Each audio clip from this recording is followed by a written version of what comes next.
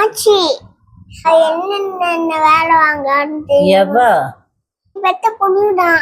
அப்படியா? என்ன வேலை வாங்குறா? பீரோ தொடங்க விட்டா க்ளோஸ் பண்ணாம என்ன வேலை வாங்குறா?